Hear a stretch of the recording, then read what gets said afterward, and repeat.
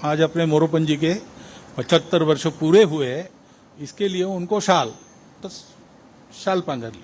75 वर्ष का आपने किया, लेकिन मैं इसका अर्थ जानता हूं।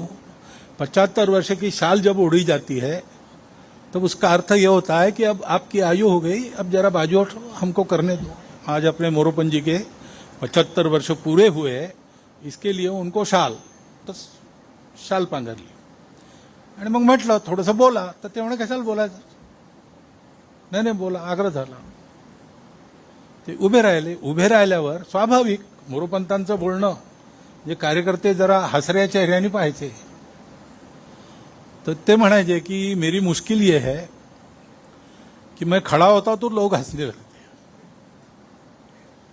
मैंने हंसने लायक कुछ बोला नहीं तो भी मेरे बोलने पर हंसते, क्योंकि मुझे लगता है लोग मुझे गंभीरता से नहीं ले रहे।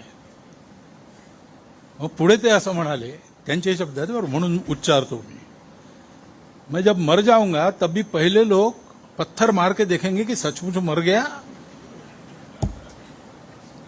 मग ते असं म्हणाले, 75 वर्ष का आपने किया, लेकिन मैं इसका अर्थ जानता हूं। 75 वर्ष की शाल जब उड़ी जाती है तब तो उसका अर्थ यह होता है कि अब आपकी आयु हो गई, अब जरा बाजू हट, हमको करने दो। म्हणजे त्यांच्या गौरवाकरता गौरवाचा भाव मनात घेऊन हे सगळं होतं, त्याच्यात तो गौरव आपल्याला चिकटू नये ह्याची ते स्वतःच काळजी घ्यायची आणि असा विनोदाचा सुरा चालवून तो चिकटणारा गौरव सगळा सोलून बाहेर टाकायचे। हे मनुष्याचं व्यक्तित्व जेव्हा विलीन होतं, आपल्याकडे एका गीतात उल्लेख आहे, त्या अहंकार कोशात कोंडून पडे पुरुषार्थ, तो कोश दुभंगुनी होत हे विशाल जीवना आता, जगतास देऊ मानवता, संघ हीच जीवन गाथा। या ओळी पूर्णपणे जगणारे मोरोपंत आणि त्याच्यामुळे तो कोश दुभंगून हा जो पुरुषार्थ विशाल प्रगट झाला, तो पुरुषार्थ आजही आपल्याला प्रेरणा देतो। मला वाटतं हे पुस्तक सगळ्यांनी घेतलं पाहिजे।